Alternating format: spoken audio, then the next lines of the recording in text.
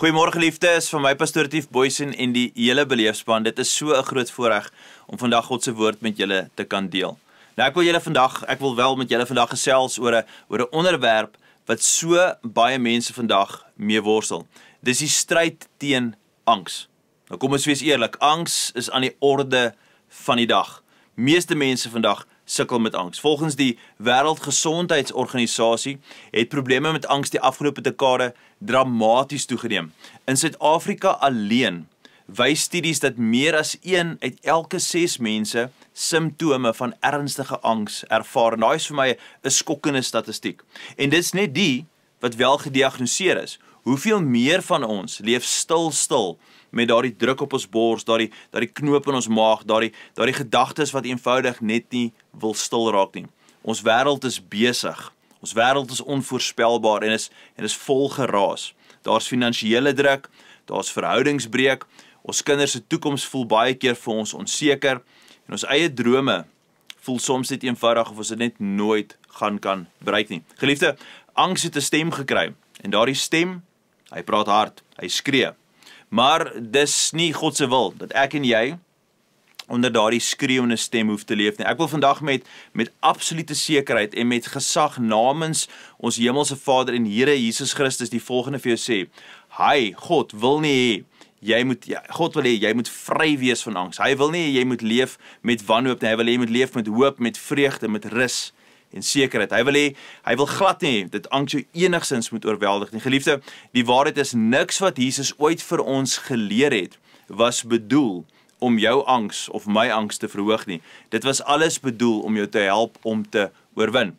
So ek hoop jy hoor wat ek daar sê, niks wat Jesus ooit vir ons geleer het was bedoel om ons angs te vererger nie. Inteendeel, hy wil hê ons moet dit oorwin. Nou voordat ons aangaan, kom ons bid saam. Hemelse Vader, so baie dankie vir u liefde, vir die guns in ons lewens en dat u o so betrokke is. Vader, ons wil vandag vra dat u ons sal help deur hierdie boodskap en in die woord wat ons leer, dat dit ons geloof sal groei en ons gedagtes sal verbreed teenoor hoe betrokke u is in ons lewens. En almal wat sukkel met hierdie angstigheid, hierdie gevoelens van angs, dat ons vandag werklik 'n greep sal kry deur die woord van God. En dit is ons gebed in die mooi naam van Jesus. Amen en amen. So, hier is die vraag vir vandag. As dit God se wil is, dat ons angs oorwin, hoe help hy ons, vir my en vir jou, om dit reg te kry? Jy sien geliefde, die Hebreërs skrywer gee vir ons 'n greep of 'n inkyk tot dit in Hebreërs 3 vers 12, wat die volgende sê. Wees dan versigtig, broers en susters. Maak seker dat daar nie by enigiemand van julle 'n verkeerde gesindheid van ongeloof posvat, wat julle vervreem van die lewende God nie. En dan kom sê vers 14, want as ons enduit stewig bly vashou aan die vertroue op God, waarmee ons oorspronklik begin het ons deelgenote geword van alles wat aan Christus behoort. Nou geliefde, wat beteken hierdie 2 verse vir ons? Eerstens, dit beteken dat ware geloof nie net iets is waarmee ons begin nie, dit is iets wat ons vas bly. Ons bly in dit en ons hou vas in dit tot die einde toe. Ons druk deur en ons hou vas aan ons geloof. Die bewys dat jy werklik aan Christus behoort, geliefde, is nie net 'n eenmalige gebed nie, dis dat jy bly glo, selfs en veral wanneer dinge moeilik is. Paulus kom en hy kom omskryf dit as 'n geloofstryd, wanneer hy met jong Timoteus praat in 2 Timoteus 4 vers 7, hy sê die volgende, ek het die goeie stryd gestry, ek het die wedloop voltooi, en ek het gelowig gebly. En geliefde Hebreërs hy noem dit 'n stryd teen ongeloof. So Paulus kom en hy sê, my en jou geloofswandel is 'n stryd, en die Hebreërs skrywer sê, dis 'n stryd teen ongeloof. Die grootste stryd in jou en in my lewe is die stryd teen ongeloof. Elke dag veg jy en ek, ons veg hierdie stryd nie teen mense of situasies nie, maar teen iets baie dieper. Die stryd teen ongeloof in God se beloftes. Dit is waarteen ons stry. Dis die ongeloof wat baie keer ons oorweldig en oorstroom en wegvat van God se beloftes. Dis waar alles gaan. Gaan ek God vertrou? Of gaan ek hom nie vertrou nie? Gaan ek rus vind in sy woord? Of gaan ek toelaat dat bekommernis my opvreet? Gaan ek glo dat God is iemand wat voorsien? Of gaan ek probeer om selfbeheer te neem? Gaan ek dit self probeer doen? Geliefde, die skrif sê, pas op dat daar nie by jou 'n gesindheid van ongeloof is nie. En as ek nou eerlik is, angs is dikwels die uitdrukking van juis daardie geloof. Nou kom ek vra jou, waar kom angs dan regtig vandaan? Waar kom dit vandaan? Baie keer dink ons dis net 'n persoonlikheidstrek, 'n karaktereienskap of 'n temperament, iets wat met tyd sal verbeter. Maar Jesus wys vir my en vir jou, ons werklike oorsaak van angs is eintlik opgesom in Matteus 6 en spesifiek Matteus 6 vers 30 wat die volgende sê: As God die gras van die veld so mooi klee, sal hy dan nie nog baie meer vir julle sorg nie, julle klein gelowiges. Die probleem is, dis nie net vrees nie, dis nie net stres nie, die wortel van angs, sê Jesus self, is klein geloof. Geliefde, hoe minder ons God glo, hoe meer laat ons angs toe om te groei. Maar hoe meer ons geloof groei, hoe minder beheer het angs oor jou en oor my. Hulle werk spreekwoordelik in teenoorgestelde rigtings. Angs sê, ek weet nie of ek gaan deurkom nie. Geloof sê, my God sal voorsien. Kan ek jou vandag net wys hoekom angs so absoluut gevaarlik vir my en vir jou is? Van al die dinge wat uit ongeloof in ons harte spruit, is angs een met die meeste neeweffekte. Dis soos 'n stam van 'n boom en die sondes wat dit voortbring, is al die takke. En sekere mense se bome is groot en daar's baie takke, want ons hardloop die lewe nie reg saam met die Here nie. Byvoorbeeld, as jy angstig is oor geld, kan dit lei tot gierigheid, hebsug, selfs miskien steel. As jy angstig is oor sukses, kan jy kortaf, aggressief of selfs bitsig raak met mense. As jy angstig is oor verhoudings, kan jy onttrek, jy kan koud raak, jy kan mense afsny. Sien jy, angs groei uit ongeloof en dit produseer ander tipe sondes. Angs is baie keer die wortel, daai stam van die boom, en die takke wat voortspring is ander gedragsdinge wat net nie hoort by 'n gelowige se lewe nie. Dis hoekom Jesus nie net sê moenie bekommer nie, maar dat hy reguit die wortel van angs eintlik aanspreek. Dis nie net iets wat jy moet probeer kalmeer nie, dis iets wat jy moet oorwin deur geloof. Geliefde, geloof is ons sleutel. In Matteus 6, dan kom praat Jesus en hy praat reguit met ons. Hier is 4 verse in Matteus 6 wat vir ons heeltyd dieselfde ding vir ons eintlik sê. Let gou op. Vers 25 sê: Moenie julle bekommer oor julle lewe nie. Vers 27: Kan bekommernis jou lewe 1 sekonde langer maak? Vers 31: Moenie julle bekommer nie. Vers 34: Moenie bekommer oor môre nie. Geliefde, Jesus sê dit 4 keer in dieselfde paragraaf. Hoekom? Want hy weet hoe maklik ons daarmee worstel. Dan in vers 30, dan sê hy presies wat agter angs eintlik skuil. Hy kom sê, o, julle klein gelowiges. Iets besonders gebeur hier. So die Griekse woord daar beteken letterlik klein geloof of klein geloofies, nee, soos klomp klein geloofies. Dis amper asof Jesus hierdie woord self gemaak het, of ek wil nie sê opgemaak het, want dis net hy wat hom gebruik het. Want oral anders in die Bybel word hierdie beskrywing net deur Jesus self gebruik. Geen ander skrywer, geen ander iemand wat gepraat of sy woorde vasgevang was nie. Dis net Jesus wat hierdie woord so omskryf het. Jesus is nie besig om mense te veroordeel nie, maar dis meer 'n sagte vermaaning. Hy kom lig eintlik die disconnect tussen God se getrouheid en die mense geneigtheid om stres en dinge in twyfel te trek. Hierdie is Jesus se diagnose. En dis wat eintlik kom sê. Hy sê hoe groter jou geloof is, hoe minder is jou angs. Dan sê hy hoe kleiner jou geloof is, hoe groter is jou angs. Dalk voel jy vandag ontmoedig. Dalk miskien dink jy nou, maar wag. Ek het gedink ek is net emosioneel of ek is sensitief. Nou hoor ek my angs is eintlik ongeloof. Retief, wat sê jy nou vir my? Dis swaar. Dis ek wil nie dit hoor nie. Nou ek verstaan. Dit klink swaar. Dit klink half ontmoedigend, maar kan ek dit vinnig vir jou illustreer? Stel jou voor, jy het maande lank pyn in jou maag, nê? En jy probeer medisyne, jy probeer jou dieet verander, jy probeer alles, maar niks help nie. Eventueel jy gaan dokter toe en hy sê jy het kanker. Nou dit is baie slegte nuus. Maar jy is eintlik dankbaar omdat die kanker is 100% hanteerbaar. Die dokter sê vir jou, moenie vrees nie, jy het betyds gekom, jy moes eintlik al lankal gekom het, maar veral omdat ons vroeg opgetel het, gaan hierdie ding niks in jou kan doen nie, ons gaan dit kan hanteer. Nou net so, om te hoor dat jou angs uit ongeloof kom, is nie lekker nie.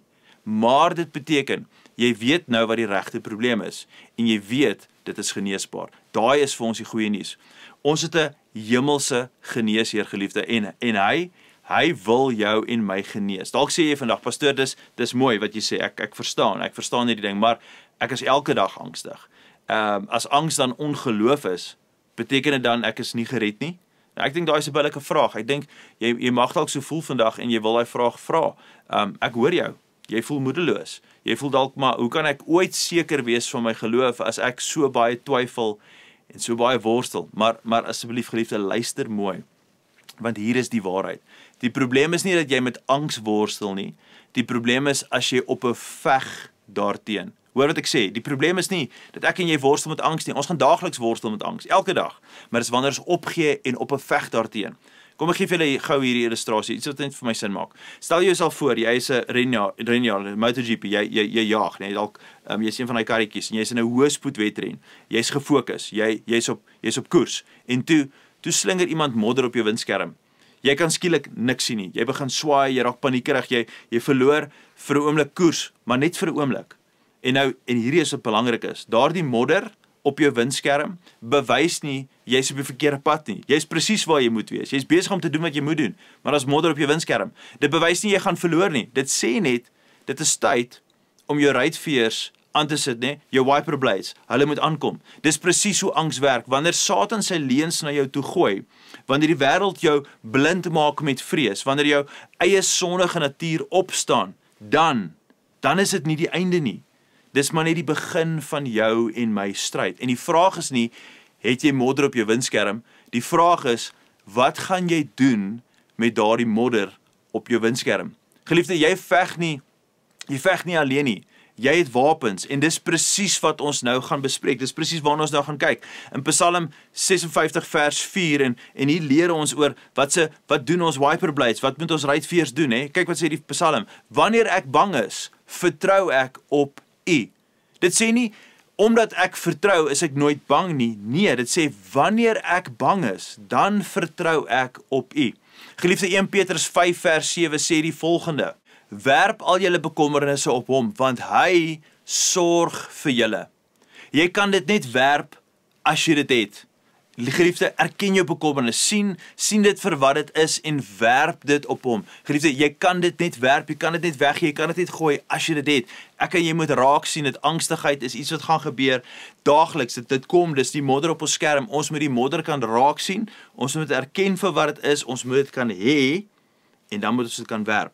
Normale Christendom beteken jy sal aangeval word, jy sal voel hoe die modder jou tref, maar jy sal ook reageer en jy sal veg. Dis eenvoudig en dis eintlik maar kragtig. Kyk wat sê Paulus in Filippense 4 vers 6. Hy sê, moet oor niks bekommerd wees nie, maar bid oor alles. Moet oor niks bekommerd wees nie, maar bid oor alles. Geliefde, daai is jou ruitwasser, dis jou wiper blade.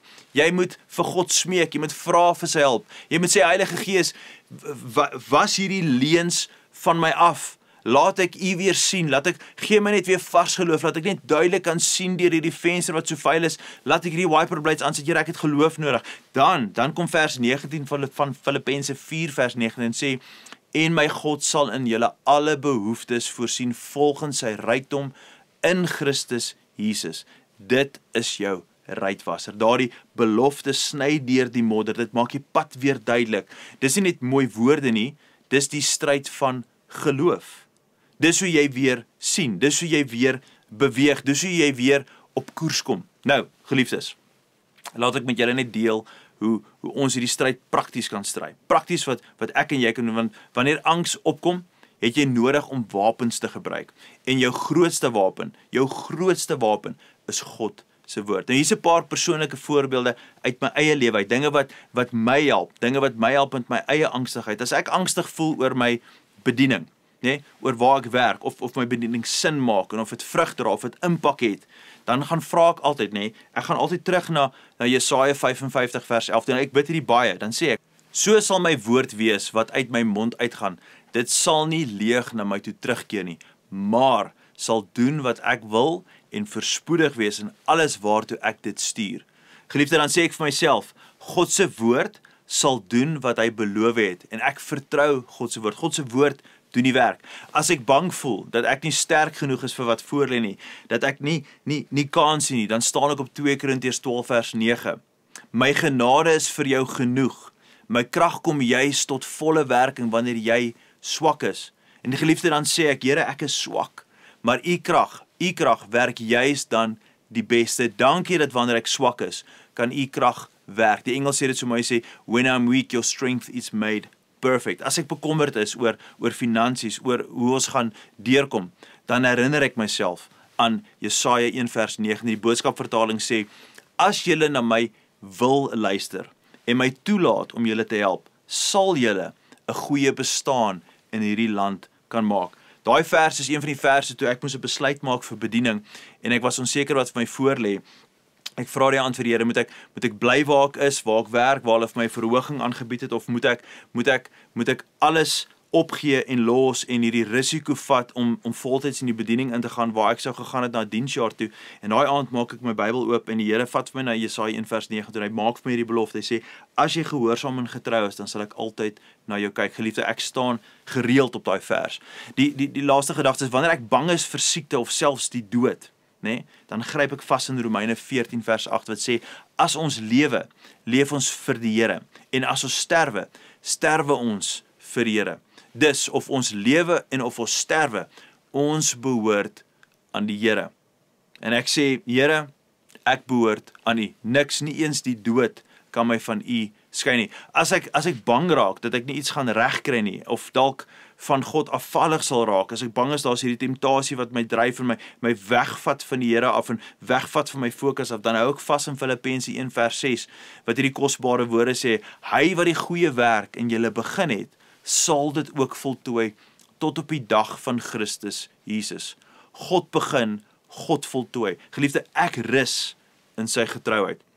So, ek wil jou uitdaag om saam met my hierdie geloofsverklaring te maak. So, laat ons dit nou saam uitspreek en ek het nodig, jy gaan sien, as op die skerm, sê dit hardop saam met my. Daar waar jy sit, daar waar jy nou hierdie boodskap kyk, sê dit as jy in die kar is, luister net en sê dit daarna, as jy dit op die skerm kyk, lees dit saam met my. Sê, ek sal nie leef onder die juk van angs nie. Ek kies om God te glo. Ek gebruik sy woord as my swaard, my skild en my rigtingwyser. Wanneer vrees kom, kies ek om terug te veg. Ek is nie 'n slaaf van vrees nie.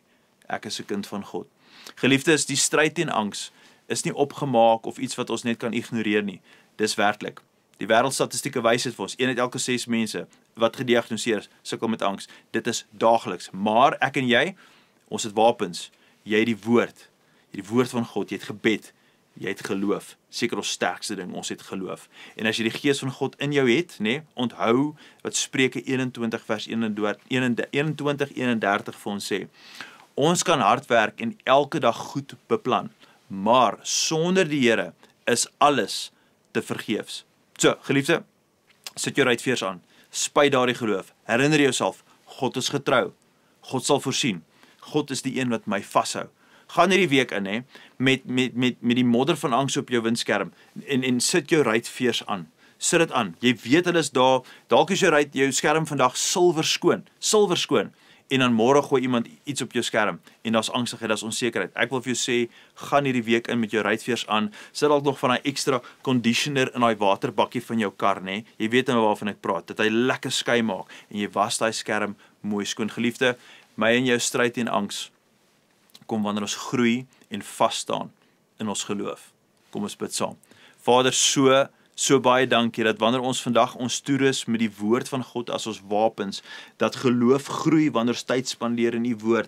U sê in Romeine 10 vers 17, hoe groei ons geloof deur die gehoor van die woord van God, en wanneer ons die woord hoor, en wanneer ons die woord lees, en dit inneem, dit eet, en dit deel maak van ons lewens, dan groei ons in die kennis van wie God is, en die kennis van God kom breek die leuns in ons lewens af, en daarom vra ek vandag, daar waar ons struikel en val oor angstigheid, dat ons nie sal weghardloop nie, maar in werklikheid sal opstaan en net ons ruitveers aansit en vertrou dat geloof is die sleutel tot die oorwinning in alles in ons lewens. Vader, mag angstigheid nie meer wortels skiet nie, mag dit nie met takke groei nie, mag dit nie ons lewens oorheers nie, maar mag ons werklik staan in die sekerheid wat deur geloof kom, en die geloof dat Christus Jesus is by ons, nouliks betrokke, lief vir ons, by ons.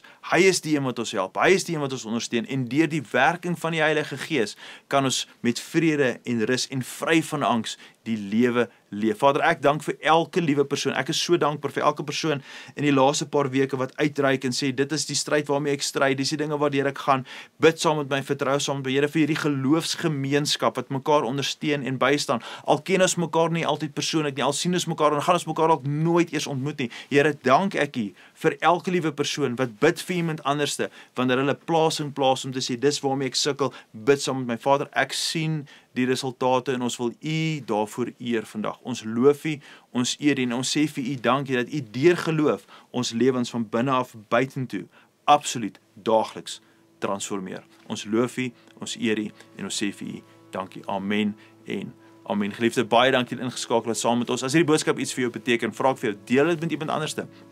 Stuur dit aan vir iemand anderste. Daar is soveel mense wat nodig het om vry te kom van angs en 'n lewe van rus en vrede te kan ken. 'n Lewe wat God vir my en vir jou begeer. Gaan in vrede. Totsiens.